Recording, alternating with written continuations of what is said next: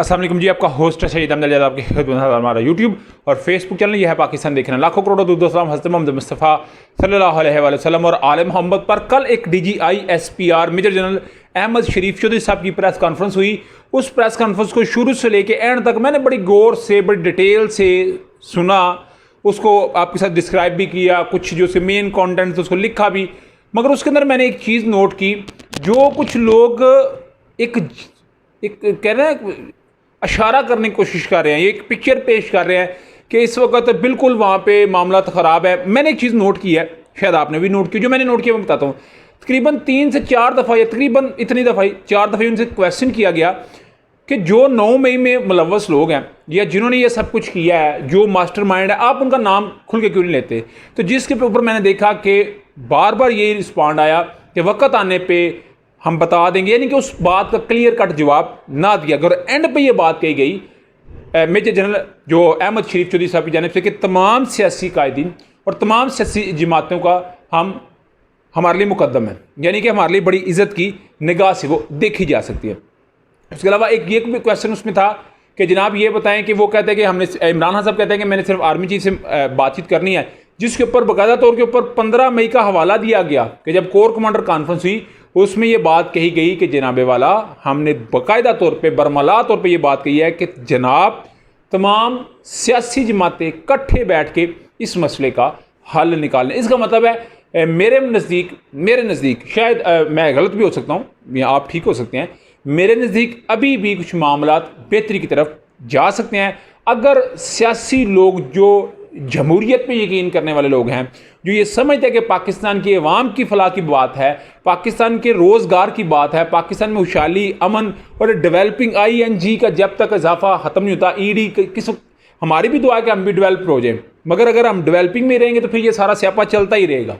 फिर हमने भी देखा है, हमारे वालिदैन ने भी ये देखा, हमारी आने वाली नस्लें भी यही सब कुछ देखेंगी। तो मेरा हाल एक अच्छा स्टेप था। उधर जी कल बाकायदा तौर के ऊपर जो एक प्रेस कॉन्फ्रेंस की गई, उसके बाद 4 मास्टरमाइंड और 12 प्लानर्स, इनके लिए बाकायदा तौर के ऊपर मेरा हाल है शिकंजा टाइट है।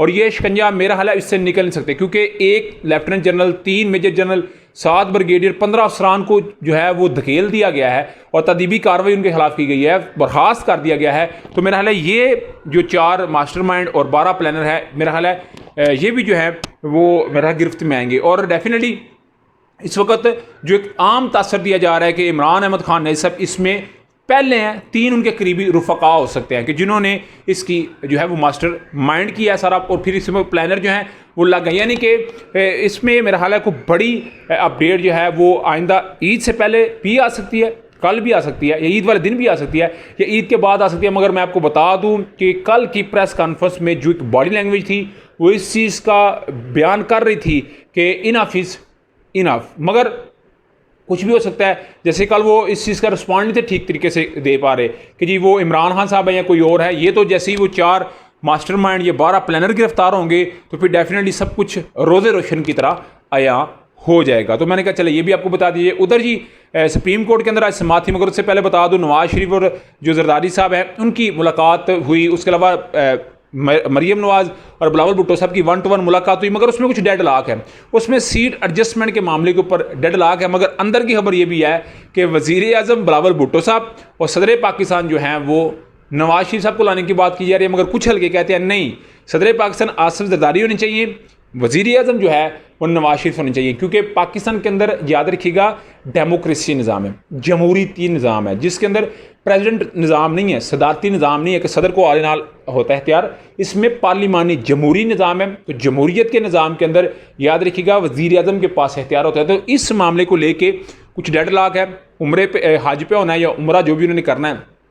उसके बाद इंग्लैंड से बरास्ता कतर पाकिस्तान आना है। तो फिर उसके बाद मेरा हाल एक सियासत को पाकिस्तान में कुछ अरूज उस वक्त गहमा गहमी होगी, क्योंकि इस वक्त तो मेरा हाल नवाज शरीफ साहब दुबई के अंदर मौजूद हैं, मगर वो पास नहीं आ रहे, इधर पाकिस्तान नहीं आ रहे, क्योंकि उनको लगता है कि मेरे आने के बाद कोई सियासी गहमा गहमी उस तरह नहीं होगी जिस तरह की वो देखना चाहते हैं। उधर जी आज सुप्रीम कोर्ट के अंदर समाअत थी, समाअत गैर मुअय्यना मुद्दत तक यानी कि जुलाई के दूसरे हफ्ते तक मुलतवी हो गई है।